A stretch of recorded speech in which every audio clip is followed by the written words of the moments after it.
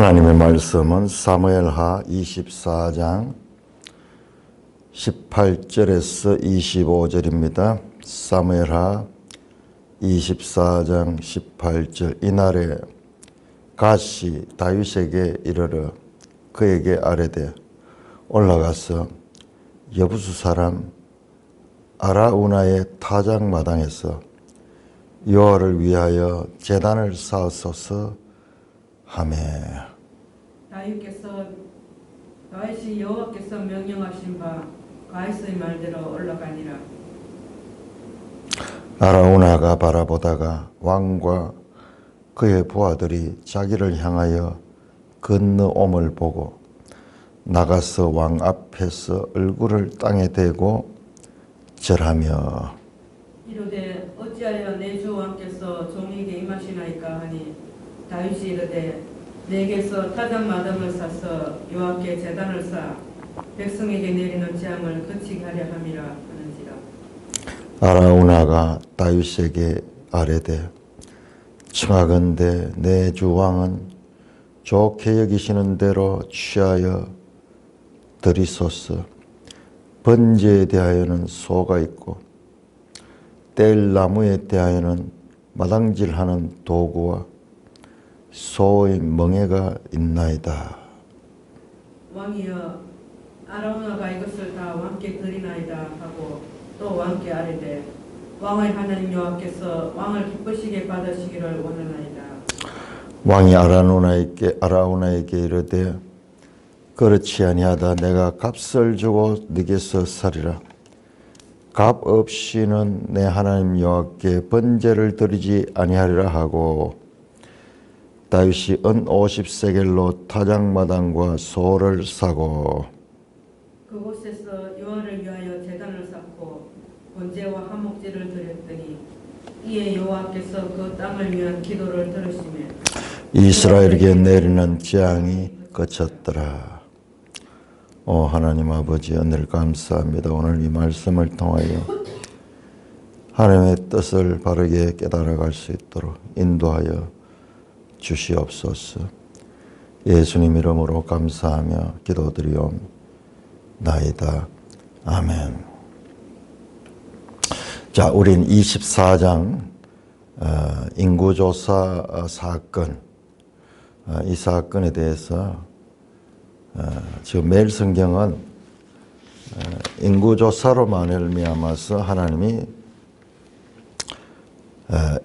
7만 명이나 되는 이스라엘 백성들을 죽였다고 이제 그렇게 이야기를 합니다. 그러나 1절을 보시면은 여호와께서 이스라엘을 향하여 진노하사 이스라엘을 치려고 다윗을 격동시키사 인구조사를 하라 그렇게 말했는 거예요. 목적이 분명합니다. 목적은 이스라엘 징계고 수단이 다윗이에요.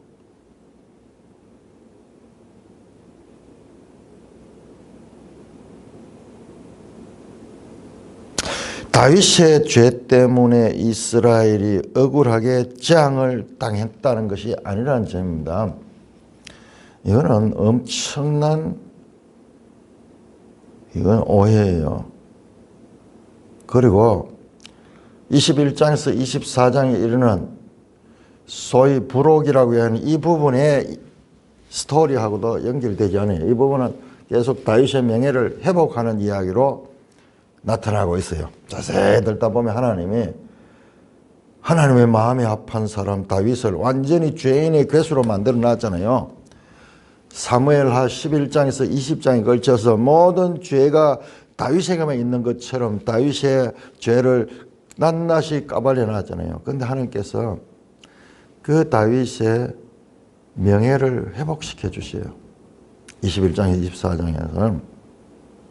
그런데 다시 또 와서 다윗의 지금까지 했던 죄보다도 이게 제일 크잖아요. 형벌이. 지금까지 일어났던 죄에 대한 형벌보다도 7만 명이 죽는 그런 전염병으로 죽는 사건이에요. 그렇지 않아요. 그렇지 않습니다. 자, 우리 매일 성경 큰 해설도 한번 볼까요? 66쪽 중간에서 조금 아래쪽에 다윗도 죄에서 자유롭지 못하다. 전반적으로 하나님의 마음이 합한 왕이었지만 다윗 역시 하나님의 뜻을 저버리고 왕권을 남용했다. 세를 과시하기 위해 부당하게 인구조사를 한 것이라. 이 죄악은 수많은 백성의 생명을 앗아가고 왕권을 크게 약화시키는 결과를 낳았다. 그러니까 거의 대부분이 이렇게 해석하는데 이 부분은 지금 이분이 왜 여기에 빠져 있느냐 그러면은 자기 나름대로 틀을 만들어 놓고 있어. 그 틀을 이제 설명하다 보니까는 예를 들어 21장 1절에서 14절 사울의 이 기본 사람들 죽여가지고 그 사건에서 나중에 그 사울의 7 아들들이 죽음으로 말미암아 소위 피해 속죄를 했잖아요. 기본 사람의 죽음을 사울의 자손들의 죽음을 통해 피해 보복에 그걸 통해 가지고 이제 사건이 마무리됐죠. 기근이 그치게 되는 거죠. 이제 그것은 그 사건은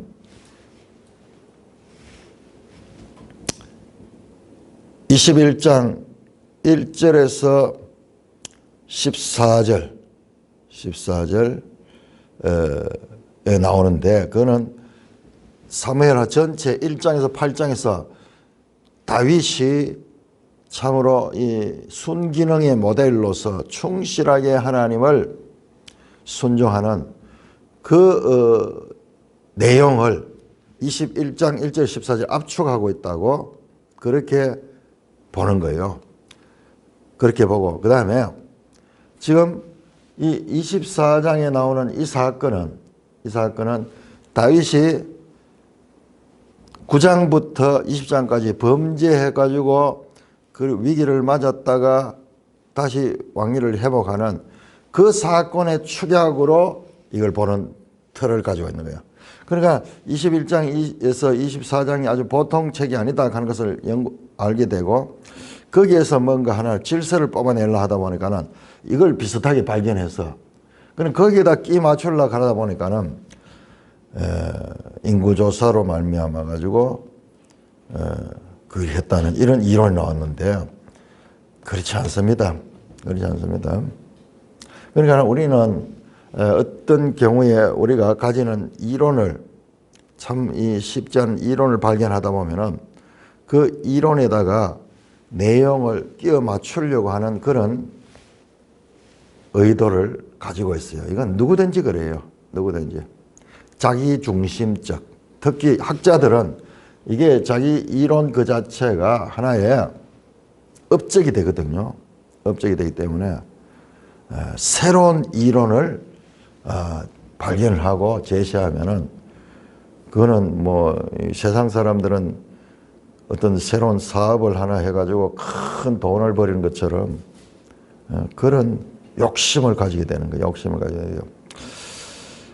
이 부분은 저도 자신 있게 내가 말할 수 있어요. 이거는 지나친 해석이다. 자기가 만들어 놓은 이론적인 틀 속에다가 본문을 끼워 맞추려고 하다 보니까 이런 억지 해석이 나오는데 전혀 그렇지 않아요. 그리고 그 이어지는 내용도 그렇지 않습니다. 자관 다윗이 범죄한 건 맞아요. 그러나 이 인구조사 했는 것 때문에 7만 명이 죽게 되는 그 재앙의 원인자는 아니다 하는 거죠. 그러면 뭐냐? 바로 이스라엘의 문제에 있다. 이스라엘은 여기서 이스라엘은 유다를 포함한 이스라엘이 아니라 처음부터 나왔던 저 이스라엘 10지파 또는 11지파가 될 수도 있겠죠. 이스라엘 유다 지파를 뺀 다른 지파들이 처음에 이제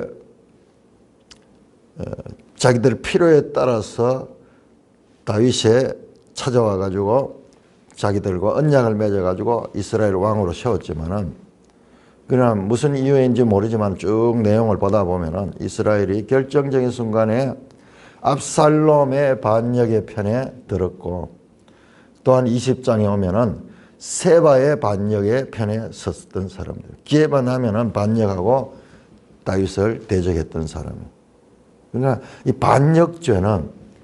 반역죄는 세상 역사에서도 가장 준엄하게 다뤘습니다. 그런데 우리 성경은 하나님의 역사이기 때문에 세상 역사하고는 다르지 않느냐? 그렇습니다. 그럼에도 불구하고 반역죄는 하나님이 세운 왕권을 인정 안 하고 그걸 사람의 힘으로 프레르테리아 혁명을 일으킨 혁명. 그것은요 하나님 보시기에 가장 악한 거예요. 결과적으로는 왕에 대한 반역이지만 그건 궁극적으로 하나님에 대한 반역이거든요. 이스라엘 왕은 하나님이 종주왕이고 이스라엘 왕은 봉신왕, 이런 관계가 형성되어 있기 때문에 결과적으로 보이는 사람에 대한 반역은 하나님에 대한 반역이다. 십계명에서 부모 5계명 있어가지고 네 부모를 공경하라 하는 그 말씀도 그런 연장선상에서 하나님에 대한 보이지 않는 하나님을 보이는 것으로 치환할 수 있는 게 부모예요. 부모. 눈에 보이는 부모도 공경하지 않은 자가 어떻게 하나님을 공경할 수 있어요? 그 반역의 정신은 가장 준엄한 심판을 받아야 돼요. 자, 그렇게 본다면 다윗은 재앙의 원인자가 아니라 재앙을 멈추게 했는 중보자고 그리고 대속자의 역할을 했는 거예요. 그것이 바로 17절에 나오는 17절.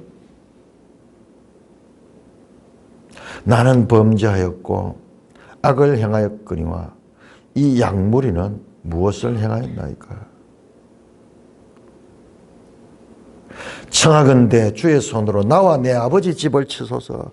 대속하려고 하는 그 백성의 죄를 하나님 앞에 중보하면서 자신이 죽음으로 말미암아 자신과 자신의 가족이 그 모든 죄를 덮어섬으로 말미암아 이 이스라엘 전체를 구원하고자 하는, 그래서 이 약물이라는 표현을 썼어요. 자, 우리 한번 볼까요? 역대상 21장, 이 본문을 다루고 있는 역대상 21장을 한번 볼까요?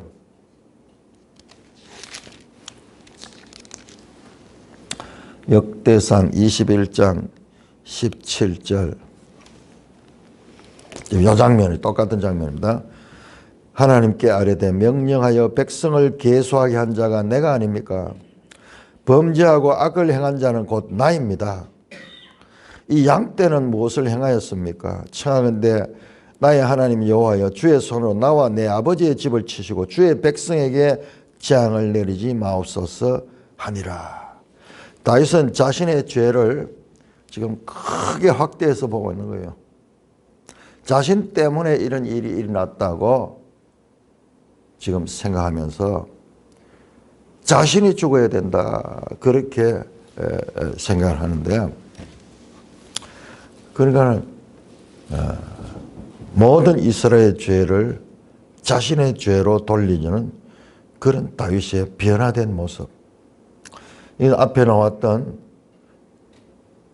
절대 왕권을 가진 절대 권력자로서 백성을 자기 마음대로 희생시키고 빼앗아가고 자기 마음대로 죽이기도 하고 하는 그런 세상의 왕과 완전히 다른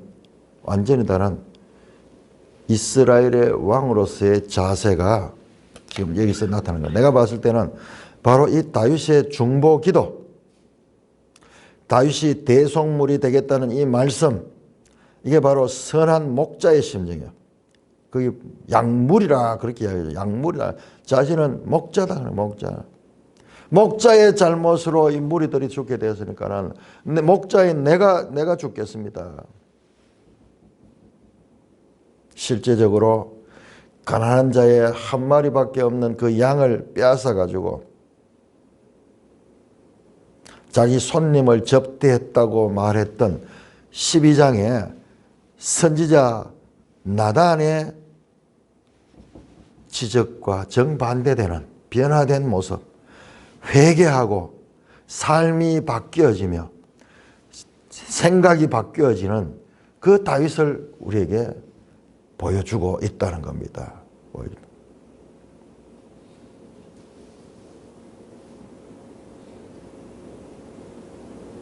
그렇지만은 다윗은 자신이 죽고 자신의 집안이 죽더라도 대속할 수 없는 한계를 가진 사람이에요.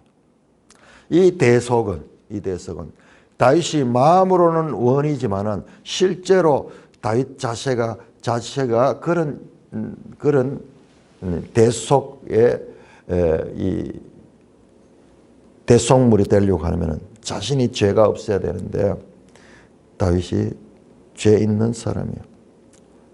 이것은 한 사람이 죽음으로 말미암아 모든 사람을 구원한다는 그 가야바의 말처럼 이것은 예수 그리스도 안에서 진정하게 이루어지는 것입니다. 그러니까 지금 이 내용이 엄청난 내용이에요. 되었다, 족하다. 다윗의 믿음이 하나님 보시기에 지금 된 거예요. 그래서 다윗으로 인하여서 이스라엘이 구원을 받는 더 이상 재앙에 머무르지 않는 그 역할을 다윗이 했다고 볼 수 있다. 그렇게 보면은 메일성의 해석이나 저 앞에 그 해석은 정반대 해석이 되죠. 정반대죠. 자, 그것을 더 확정할 수 있는 말씀들이 오늘 나옵니다. 자, 아라우나 타작마당이죠. 여부수 사람 아라우나의 타작마당에서 여호와를 위하여 제단을 쌓으라고 선지자 갓이 나와서 말합니다. 항상 선지자는 하나님의 뜻을 전하죠. 그런데 우리 여기에서 선지자 나단을 봤는데 이제 선지자 갓이 등장해요. 그러니까 이스라엘 왕 가운데 왕에게 선지자가 여러 명이 있다 하는 그런 것도 우리가 알 수가 있습니다. 나단 선지자가 죽었는가? 아니에요. 살아있어요. 열왕기 보면 나오거든요. 나단 선지자 나옵니다. 갓 선지자가 하나님이 주권적으로 갓 선지자를 통하여서 또 역사를 하십니다. 그러면서 이후에 나타난 것은요, 즉 다윗의 회개를 기점으로 회개뿐만 아니라 다윗이 내가 잘못했습니다.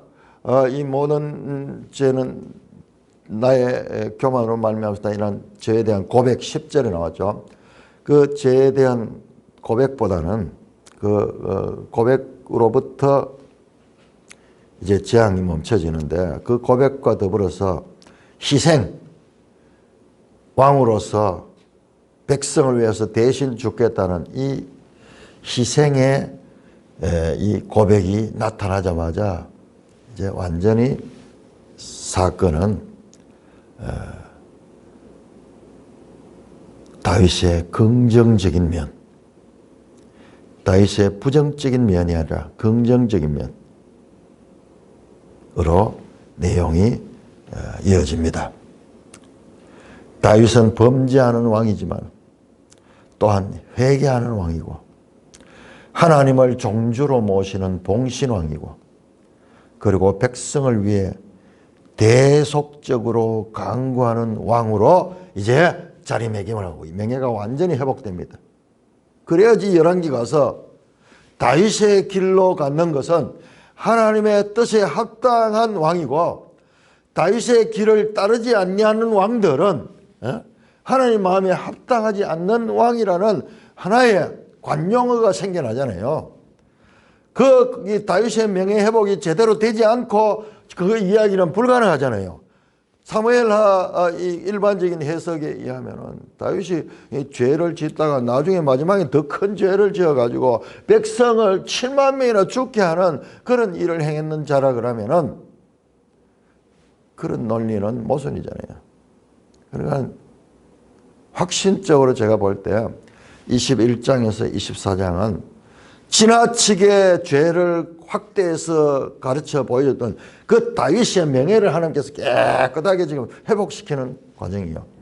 그리고 그 회복된 그 다윗을 통하여서 하나님 구속사에 있어서 아주 중요한 한 마디를 이루는 예루살렘 성전을 준비하는 그 일을 행하게 하는 거예요. 그리고 21장과 비교해서도 우리 앞에서 그 이 해설자는 21장과 24장을 서로 평행을 시켜놓고 그렇게 보는 거, 그것까지는 맞지만은 이거하고 완전히 차원이 다릅니다. 24장에 와서는 21장에서는 피해 대속을 해서 생명은 생명으로 기본 사람의 많은 목숨이 죽은 것을 사울의 아들들의 목숨을 보복함으로 피해 보복으로 말미암아서 그 재앙이 끝이 났다면은 뿐만 아니라 거기서 다윗이 흩어져 있던 사울 왕과 요나단의 그 유골들을 수습해 가지고 매장을 하면서 그렇게 끝이 났죠. 자, 24장은 피해 보복이 아니에요. 피해 보복이 아니고 대속적인 그와 같은 죽음에 대한 다윗의 자세와 더불어서 번제를 드림으로 말이야. 번제와 화목제를 드림으로 말이야. 번제는 죄 사함을 가리키는 거고, 화목제는 이제 관계가 회복되는 관계, 하나님과의 끊어졌던 관계를 회복하는 거야. 사무엘 하는 지금 해피엔딩으로 끝나는 거예요. 하나님과의 관계에 있어서 최소한 하나님과의 관계에서는. 그리고 훈훈한 분위기가 지금 나오고 있는 거예요. 부정적인 분위기가 완전히 물러갑니다. 자, 가시 와서 여부스 사람 아라우나의 타작마당에서 여호와를 위하여 제단을 쌓으소서. 자, 이 아라우나의 타작마당이 바로 아브라함이 이삭을 하나님의 명령을 따라 제물로 바쳤던 그 모리아산이에요. 모리아산. 뿐만 아니라 이 장소가 바로 역대하 3장 1절에 보면은 예루살렘 성전이 세워졌던 그 동일한 장소입니다. 1000년 전에 하나님의 명령을 따라 독생자를 바치려고 했던 그 장소. 예수 그리스도의 모형이잖아요. 모형. 오늘 1000년 후에 다윗을 통하여 다시 한번 대속하고 그로 말미암아 백성이 구원을 받는 1000년 간격을 두고 같은 장소에서 하나님께서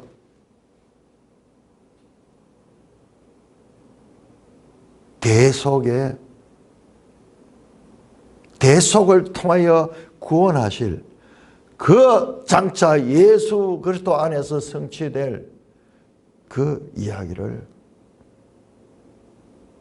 마치 두 정인이 필요하듯이 아브라함을 통하여 그 역사를 보여주신 그 하나님께서 다윗을 통하여도 동일하게 보여주시고 이로부터 1000년 후에 예수 그리스도께서 이 성전에 임하시는 거예요. 이 성전에. 그러니까 예수님의 생애 마지막 때 예루살렘 성전에서 늘 성전에 있다가 다시 물러갔다가 다시 성전에 들어오고 왔다 갔다 하는 그 일이 지금 이 위대한 하나님의 구속사의 정점에 이 예루살렘에서의 대속을 이루고자 하는 그 일을 행하기 위한 과정이라는 것을 생각할 적에 요한복음에 나오거든요. 예루살렘에 임하사 성전에 들어가셔서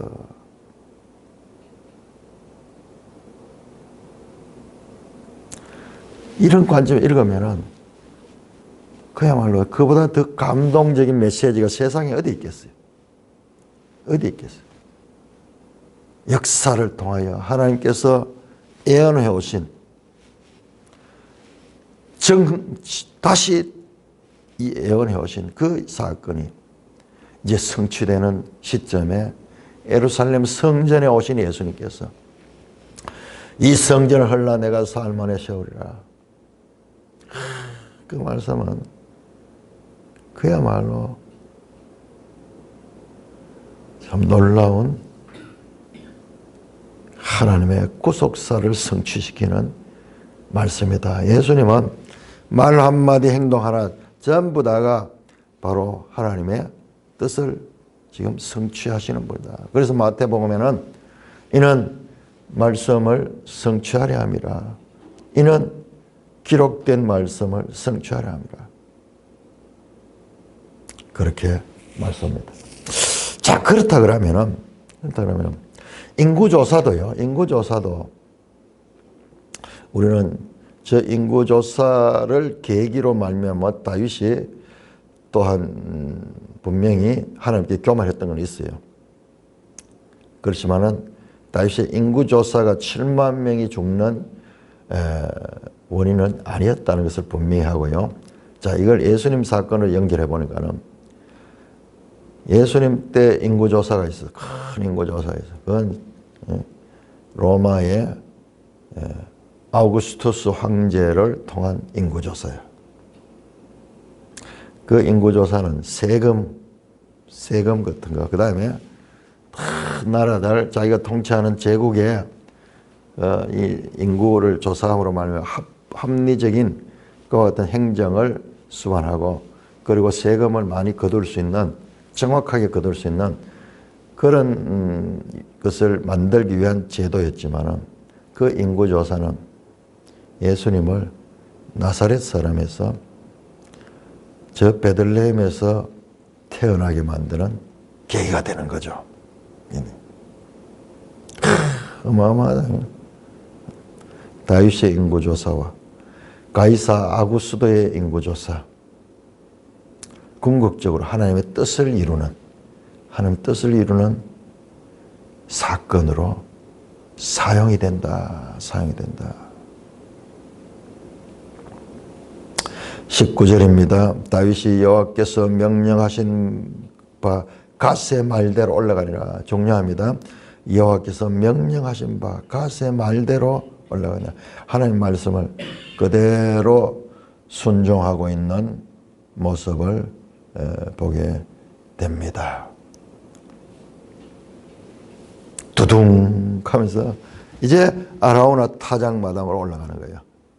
지금 우리가 봤을 때는 그냥 한 장소로 지나가지만 이게 하나님의 구속사에 큰 하나의 포석이 되는 거죠. 포석. 아라우나가 바라보다가 왕과 그의 부하들이 자기를 향하여 건너옴을 보고 나가서 왕 앞에 얼굴을 땅에 대고 절하여 역대기를 보니까 가족들이 같이 일하고 있다가 숨습니다. 숨어. 너무 두렵잖아요. 갑자기 왕과 부하들이 막 쫙 보니까 얼굴을 땅에 대고 저러면 어찌하여 내 주 왕께서 종에게 임하시나이까. 이거는 우리가 이 숨소리까지 들어야 돼요. 이건 지금 왕이 왜 왔습니까? 이런 뜻이 아니에요. 아이고 이 부족한 종의 집에 주님이 왕이 어떻게 이렇게 왔습니까? 얼굴을 들으면서 황송무지로소이다. 그런 뜻이죠. 다윗이 네게서 타작마당을 사서 여호와께 제단을 쌓아 백성에 드리는 재앙을 그저 사다 하는 말이야. purchase, 구입하다. 그 구입과 백성에 내는 재앙이 마침과 연결이 있다. 다윗은 알고 있다. 선지자가 자신의 기도에 대한 반응으로 왔잖아요. 갓이 왔잖아요. 기도에 대한 반응으로. 지금 10절에도 보세요. 17장 10절에도 다윗이 회개 기도했잖아요.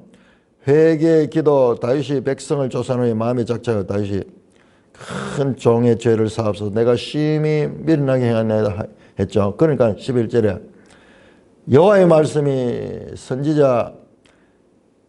선견자 된 선지자 갓에게 임하여 이랬을 때, 갓은 또 선견자 된 선지자네요. 그러니까 나단과 조금 구별은 되기는 되더라고요. 어떤 데는 뭐 선견자로 나와. 나단은 선지자로 되어 있고, 근데 선견자 된 선지자 갓에게 임했다. 가서 다윗에게 말하기를, 죄를 지으니까는 하나님께서 그 죄 문제를 지금 해결할 수 있는 그 길을 제시했습니다. 여기 또 마찬가지예요. 자신이 대신 죽겠다고 기도하니까는 하나님께서 이번에는 재앙을 마칠 수 있는 그런 말씀을 주십니다.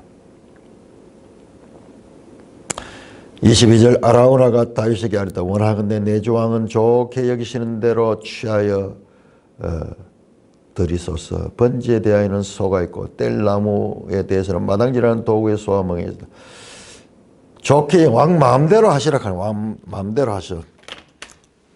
마음대로 취하라 하는 말, 취하라 하는 말입니다. 락화 하는 말인데 빼앗다 하는, 빼앗다. 마음대로 가져가라 하는 take.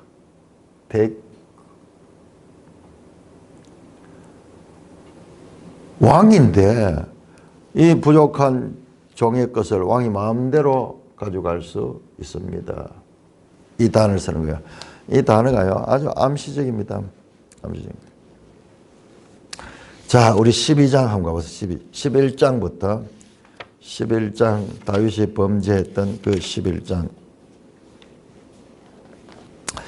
11장 이거 내 할 때도 여기서 말씀을 드렸는데요. 다시 끝에 나오는 건 소름 끼치는 거예요. 11장 4절에 다윗이 전령을 그 여자를 자기에게로 데려오게 할 때 이게 락화예요. 락화. 데려오는 거예요. 데려오는 거예요. 빼앗아오는 거예요. 왕이 동의를 받지 않고 그냥 빼앗아오는 거예요. 자, 12장 하고 12장. 선지자 나단이 와서 지금 다윗을 책망하기 위해서 와서 비유를 드는데 4절에 보니까 한 가난한 사람의 양새끼를 빼앗아다가 똑같은 단어 락화예요. 락화. 바세바를 취하여 간 것이 빼앗아 간 것이다. 양새끼 뺏겨. 뿐만 아니라 9절도 보면은 암몬 자손의 칼로 죽이고 우리아를 차도 살인했죠. 그의 아내를 네가 빼앗아갔다. 락화했다. 그러므로 말하면 네도 네 아내를 빼앗길 거다. 11절에 내 눈앞에서 네 아내를 빼앗아 이웃에게 빼앗아. 이게 하나의 왕의 절대 군주의 하나의 그 힘을 나타내는 표현이죠. 그러니까는 이 아라우나도 마음대로 가져갔었어. 자, 그러자 왕이 아라우나가 이것을 다 왕께 드리다. 그러니까 왕이 하나님 여호와께 왕을 기쁘게 받은 거니까 내가 완전히 왕에게 다 드리겠습니다. 그런데 24절 왕이 아라우나에게 이르되 그렇지 아니하다. 단호하게. 지금 흥정하는 게 아니에요. 단호하게. 내가 값을 주고 네게서 살리라. 값 없이는 내 하나님 여호와께 번제를 드리지 않으라. 이 흥정하는 내용. 흥정이 아니죠. 아라우나가 뭐 왕이 와가지고 군인 대리를 하고 오니까는 잘못했다가는 돌락하는 거 안 줬다가는 뭐 일가족이 몰살될 두려움을 느꼈을 수도 있어요. 그가 순수한 마음으로 취하여 들이서서 이 락화하소서 그렇게 안 했을 수도 있어요. 조금이라도 뭐 했다가는 자기 목숨이 날아갈 수도 있어요. 그런 두려움에서 그렇게 했을 수도 있어요.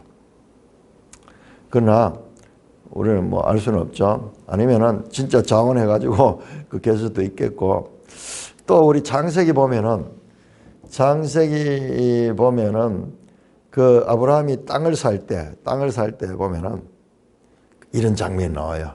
아이고 우리 간에 무슨 돈 거래를 하겠습니까? 그냥 가져가십시오.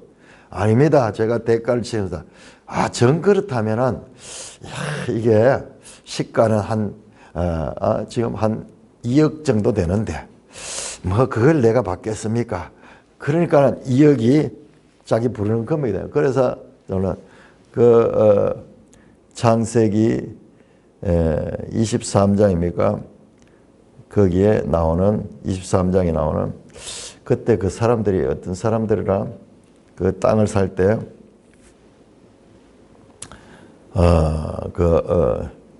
나오는 내용입니다. 그런 식으로도 볼 수 있습니다. 자관 이 땅 문제를 그냥 받지 아니하고 반드시 값을 치르겠다는데 여기 방점이 있는 거예요. 이만큼 그저 가져가시라. 그냥 내가 드리겠다. 그렇게 하는데도 불구하고 그렇지 아니하다. 여기에 방점이에요. 내가 값을 주고 살으라. 값 없이는 반드시 값을 치러야 되겠다. 값 없이는 내 하나님 여호와께 번제를 드리지 아니하고 다윗이 은 50세겔로 타작마당과 소를 사고 이 모든 걸 다 사성해. 소는 이제 희생제물로 번제물로 드리기 위해서 샀죠. 그 타작마당을 삽니다. 중요한 것은 값 없이 하지 않았다. 값 없이 하냐고. 값을 주고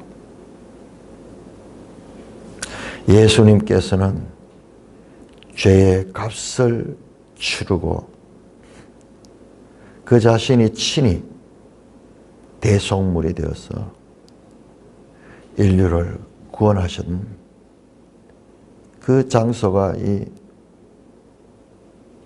예루살렘이에요. 예루살렘.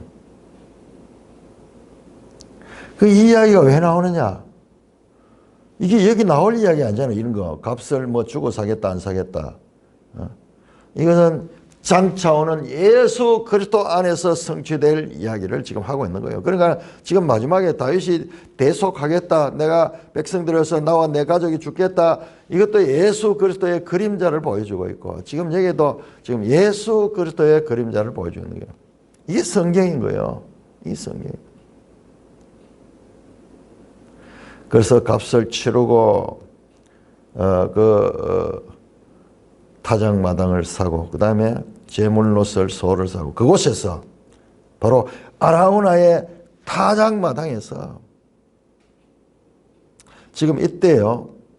이때 성막이 어디 있었냐 그러면은 성막이 실로에 있지 않고 원래 실로에 있다가 성막이 지금 기브온에 있더라고요. 기브온. 성막은 기브온에 있고 언약궤는 지금 예루살렘에 있어요. 예루살렘에 있어요.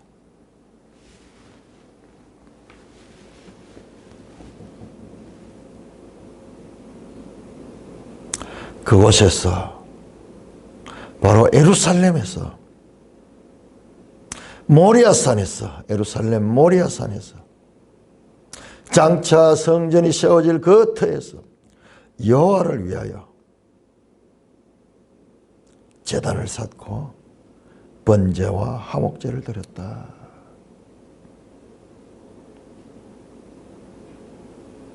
타작마당은 곡식을 심판하는 자리예요. 심판하는 자리. 알곡과 가라지를 골라내는 자리입니다. 이사야 28장에 하나님의 이 경령에 있어가지고 씨를 뿌리고 밭을 갈고 씨를 뿌리고 적당한 씨를 적당한 장소에 뿌리고 나중에 추수해서 타작하냐 타작. 그래서 이 모든 것들이 이 타작하는 그래서 수확을 하겠죠. 농부는 씨 뿌리는 게 목적이 아니고 수확하는 게 목적이에요. 추수하는 게 목적이죠. 그 과정을 잘 나타냈는데요. 이 타작마당에서 뭐 또 그런 의미로만 볼 수는 없습니다만, 왜냐 그러면 타작마당이 넓고 그다음에 평탄하기 때문에 이 다시 땅을 조성하지 않아도 되는 그런 것이죠. 그러니까 의미가 복합적 하나님의 말씀은 그 아라우나의 타작마당에서 제단을 쌓고 번제와 화목제를 드렸더니 번제와 화목제를 오직 속죄로만 실현될 인류의 구원의 예표입니다. 피 흘림이 없은즉 사함이 없다. 번제물로 그 희생된 그 소에 그리고 화목제를 드렸습니다.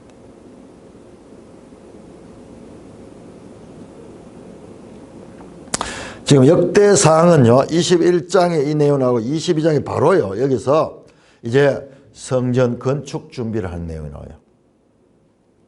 그러니까 이게 지금 하나님의 구속사에서 엄청 중요한 사건이에요. 바로 예루살렘 성전. 이 성전은 나중에 예수님이 여기 오시는 그 성전입니다. 이에 여호와께서 그 땅을 위한 기도를 들으시네. 화목제를 드리니까는요. 그 제사로 말미암아 그 땅에 위한 기도를 들으시고 이스라엘에게 내리는 재앙을 거쳤다. 누구에게? 이스라엘에게 내리는 재앙. 여기 바로 1절에 나왔던 이스라엘을 대하여 진노하신 그 하나님. 지금 일관되잖아요. 일관. 이스라엘에게 내리는 재앙이다. 이스라엘의 죄로 말미암아 이스라엘이 당했던 그 재앙. 오히려 다윗은 그 이스라엘을 재앙을 멈추게 하는 그런 역할을 감당하게 된 것입니다.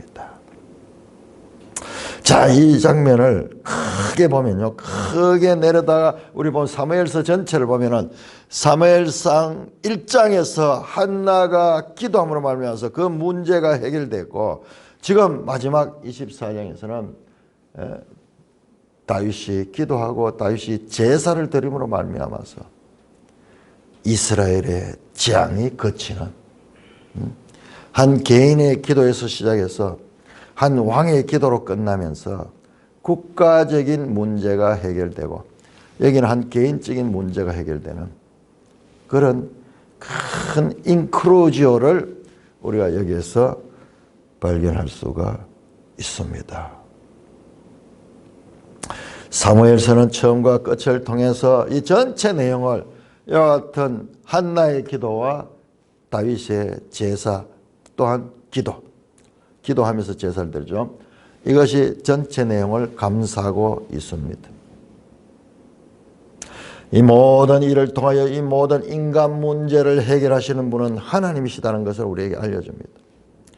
하나님께서 말씀하신 장소에서 하나님이 말씀하신 방법대로 제단을 쌓고 제사를 드렸을 때 더 이상 죽어가는 재앙이 멈추게 되었습니다. 아레오나의 타작마당은 미래의 성전의 터가 됩니다.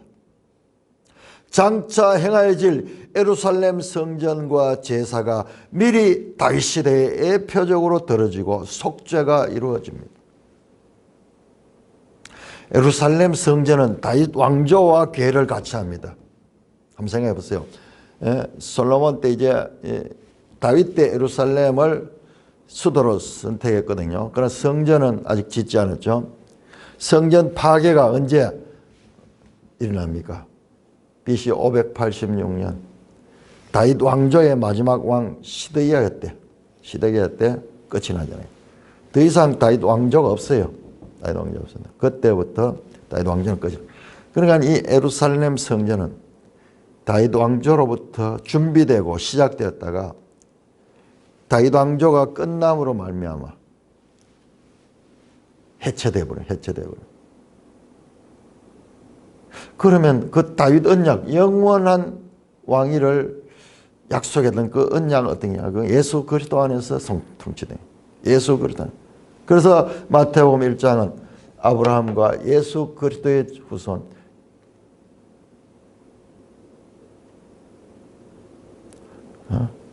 아브라함과 예수 그리스도의 후손이라고 나옵니다.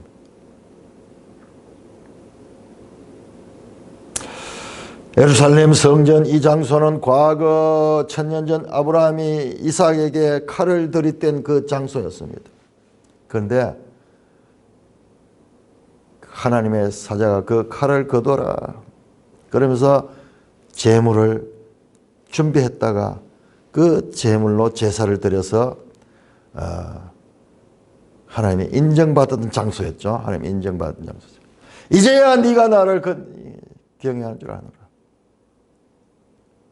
1000년 후 다윗 왕도 여호와의 칼이 겨누고 있는 이 아르고나 타작마당에 제사를 드림으로 말미암아서 그 칼이 면해지고 죽음이 떠나가게 되는 것입니다. 예수 그리스도가 장차 제물이 돼서 인류의 모든 죄로 인한 사망을 면케하실 그와 같은 예표가 여기서 이루어지고 있습니다. 다윗은 24장을 통하여 중보자가 되었고 17절에 백성을 위한 중보자가 되었고 사실상 예루살렘 제1을 성전에서 제일 먼저 시작한 자입니다. 아라우나 타작마당은 심판의 자리에서 칼끝이 겨눴던 그 심판의 자리에서 이제 항구적인 은혜의 자리로 바뀌는 곳이 되는 것입니다. 사무엘서에 나타난 마지막 죄를 위한 화목제사는 미래에 오실 다윗의 후손 메시아의 성취를 위한 그림자가 되는 것입니다. 인간의 죄 문제는 그 죄 문제로 하나님은 다스리십니다. 징계를 행하십니다. 그러나 그 계기를 통해 또한 구속사의 발전 단계에는 이어집니다. 마치 바벨론 포로 시대가 민족에 대한 재앙과 저주로서 불순종에 대한 심판으로서 바벨론 포로기가 왔지만 그것이 끝이 아니라 그 바벨론 포로기는 예수 그리스도의 이 땅에 오심을 가리키는 소망으로 끝이 나요. 절망적인 상황이지만 그 소망으로 끝이 나요. 사무엘하는 지금 끝이 어디냐? 예수 그리스도를 향하여 지금 마치 건축하는 데 있어 가지고 한 건물이 끝이 나고 거기 철근을 옆에다 이렇게 뽑아 놓는 거는 그 철근을 연결해 가지고 다시 건축을 그 옆에다가 지을 것을 준비하고 있는 것과 마찬가지로 사무엘은 끝이 아니고 이어지는 왕정시대 그리고 궁극적 예수 그리스도 시대로 향하고 있는 그것을 우리가 여기서 볼 수가 있는 것입니다. 자, 이렇게 해서 우리가 한 달 반 동안 이어졌던 사무엘하 공부를 오늘 마치도록 그렇게 하겠습니다. 찬송가 393장입니다.